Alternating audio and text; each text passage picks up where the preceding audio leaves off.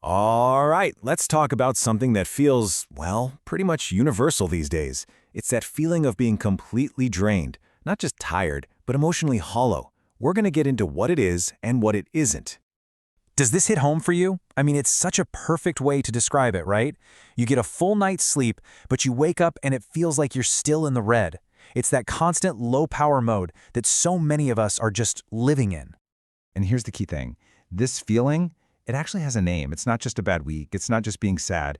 It's a very specific state called emotional exhaustion. And just knowing that, just being able to name it, is a huge first step. So let's dive into this idea of being functionally empty, because it's this really strange paradox of modern life, isn't it? You can be doing everything you're supposed to be doing, but on the inside you feel, well, nothing.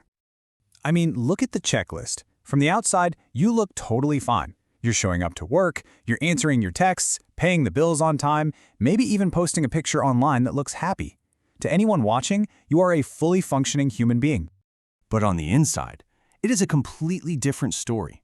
There's no excitement for things you used to love, no looking forward to the weekend, just this constant, low hum of fatigue in the background.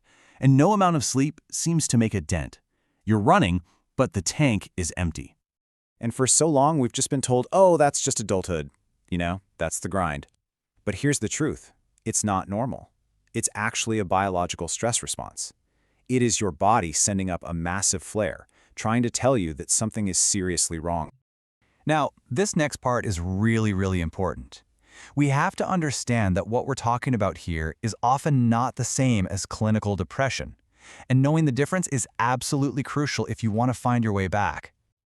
Let's break it down. With emotional exhaustion, you can still function. You can still get things done. You might even laugh at a good joke, but the feeling is gone a second later. It's a feeling of emptiness. Clinical depression, on the other hand, often comes with impaired functioning and that deep, persistent low mood, or what's called anhedonia, the total loss of pleasure in things. And that's why this distinction matters so much.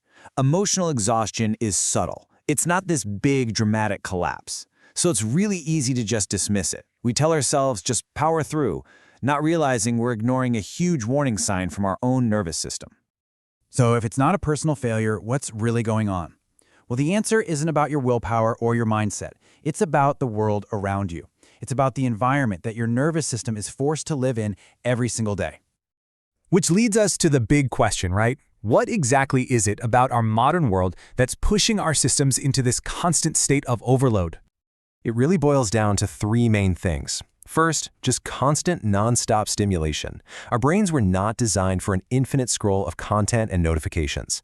Second, we've forgotten how to truly rest. Relaxing now means scrolling on our phones, which is just more input for a brain that's desperate to power down. And third, so many of us are trapped in this high-effort, low-reward cycle. We're working our tails off for things like stability or a sense of meaning that feel further and further away.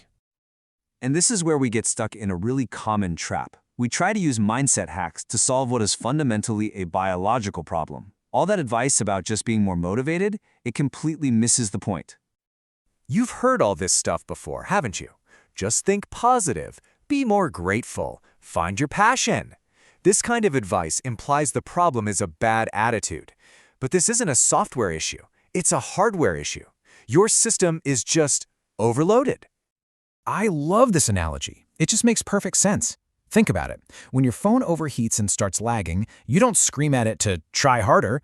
No, you close the apps, you take it out of the sun, and you let it cool down. You give its system a chance to recover. And that brings us to the single most important idea here. You don't motivate an overloaded nervous system, you regulate it. The goal isn't to push harder. It's to create the right conditions for your body to find its balance again. Okay, so what do we actually do about it? How do we start to heal?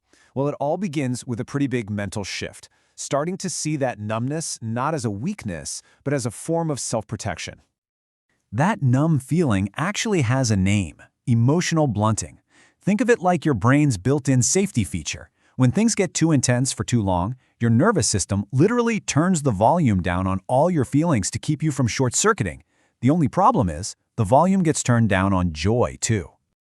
So the solutions, they're not glamorous. They aren't quick fixes you can buy. They're actually kind of boring.